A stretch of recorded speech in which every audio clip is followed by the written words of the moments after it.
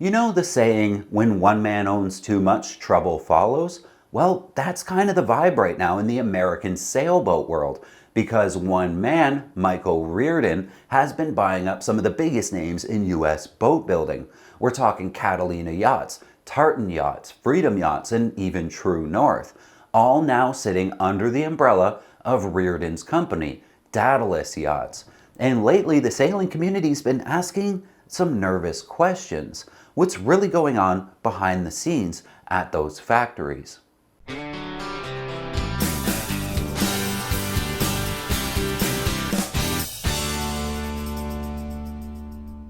Let's start with the man at the center of it all, Michael Reardon. He's the founder and CEO of Daedalus Yachts, based in Edenton, North Carolina. Reardon's been around the high-tech side of boat building for decades, over 35 years according to his bio. He's worked with names like Gunboat, Shipman, and Greenline, all companies that push performance and innovation in composites.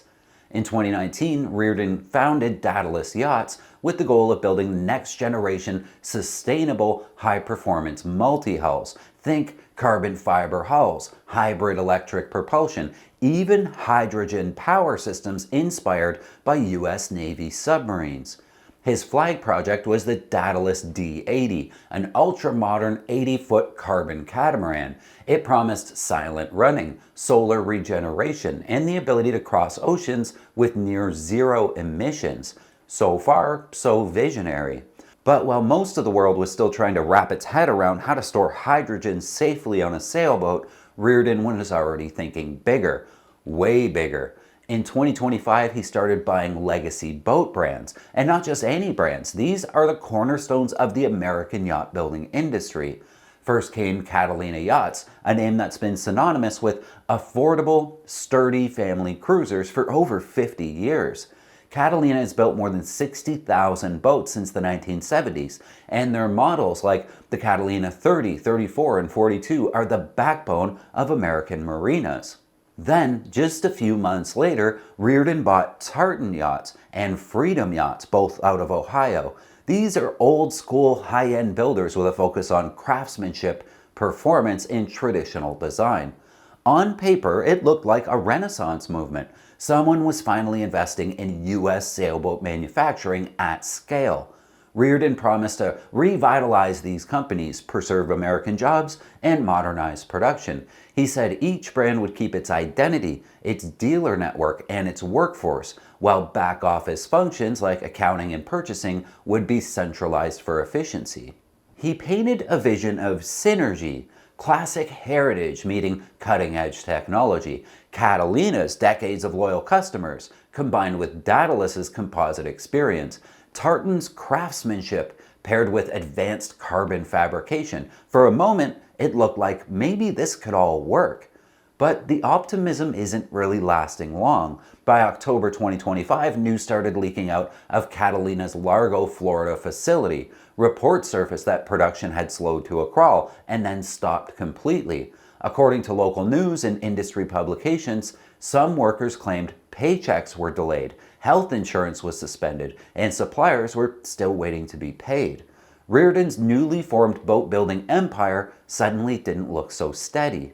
For longtime Catalina owners, people who have trusted that brand for generations, the idea that their beloved company might be in trouble hit pretty hard. Catalina has always been one of the few dependable American builders still standing after decades of offshore competition. So seeing it stumble right after a big acquisition raised some red flags in the sailing community. Meanwhile, up in Fairport Harbor, Ohio, Tartan Yachts and Freedom Yachts were also adjusting to their new ownership. Reardon promised continuity, saying the Ohio plant would remain open and skilled craftsmen would keep their jobs. He even hinted at plans to re-energize the line with updated tooling, modernized materials, and possibly hybrid propulsion down the road. But industry insiders and employees have reported uncertainty, unclear management structures, delayed parts, and worries about whether the new capital is really flowing into production or just holding things together. There hasn't been much public visibility into how the brands are performing under the Daedalus umbrella, and official communications from the company have been pretty limited. Now, to be fair, Reardon hasn't exactly hidden. He's given interviews outlining an ambitious plan to bring American yacht building back home to America, not just to survive, but to thrive again like it did in its heyday. His argument is that the only way for US manufacturers to compete is through scale, technology, and vertical integration. By combining companies like Catalina and Tartan, he says Daedalus can share engineering resources, streamline procurement, and reinvest in innovation like electric propulsion systems, lightweight composite construction, and digital automation. His goal, according to his own statements, is a network of boat builders who share infrastructure but retain their independent heritage. In his words, it's about keeping these iconic brands alive in America for the next generation. It's a bold vision, and on paper it makes sense, but execution is everything. Among sailors, the reaction has been mixed. Some applaud Reardon for doing what few have dared to attempt, saving American brands from decline. Others see warning signs, expanding too fast, taking on too much debt, or pushing high-tech dreams before the basics are sort of secure. After all, Catalina's strength was never carbon fiber or hydrogen systems. It was reliability, availability, and affordability. Tartan's was craftsmanship and small batch quality. Trying to fold those identities into a high-tech composite empire might be like trying to turn a trusty old sloop into a boiling catamaran overnight. And when people's paychecks start bouncing, the glossy press releases don't matter much anymore. To put it in perspective, American sailboat manufacturing has been on the ropes for decades. Brands like Pearson, Columbia, Hunter, and Sabre have all scaled back or disappeared altogether. So when someone steps in with money and ambition, the community wants to believe. We want to see a rebirth of American boat building. But we've seen this movie before. Big promises, press buzz, and then quiet closures when the spreadsheets stop adding up. As of late 2025, Catalina's production is still paused, according to local news out of Largo. Some employees are waiting for back pay. At the same time, Daedalus Yachts continues to promote its sustainable tech mission, with talk of hybrid and hydrogen projects still in development. Meanwhile, Tartan Yachts appears to remain operational, but fairly quiet. No major news, no new model launches or press updates since the acquisition. It's possible Reardon is recouping, consolidating, refinancing, or seeking investors to stabilize operations. But until clearer communication comes from the company, uncertainty will hang over the most respected names in American sailing. So what's next for Catalina and Tartan? That depends on whether Michael Reardon can balance the vision with the viability, if he can harness his background in high-tech composites and bring real investment into these legacy brands. We could see a true rebirth of American craftsmanship.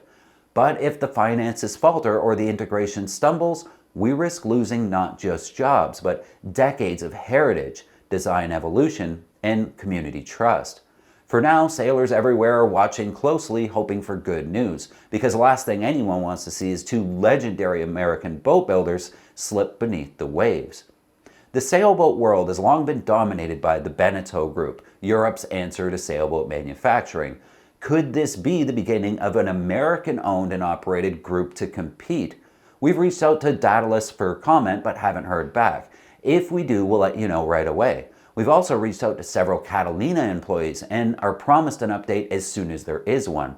What do you think? Is Michael Reardon the man who can save Catalina and Tartan? Or is this a case of too much too fast? Leave a comment below. And while you're here, winter is just around the corner, and for a lot of us, that means time off from sailing. But for some of the brave-hearted, it means winter sailing season.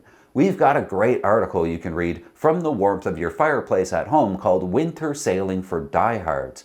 For many seasonal sailors, the winterizing routine is already well underway, but there are a few diehard sailors in the mid-Atlantic regions, on the West Coast, and even in New England, who plan to spend all or part of the snowy season afloat.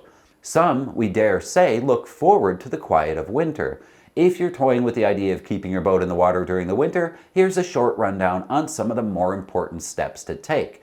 This is a great read. I'll leave a link for you in the description. If you like sailboat videos, don't forget to hit thumbs up on this one. It really helps us out, and it lets YouTube know that you like videos about sailboats, so it'll show you more of them. Also, hit subscribe so that I can see you again next time.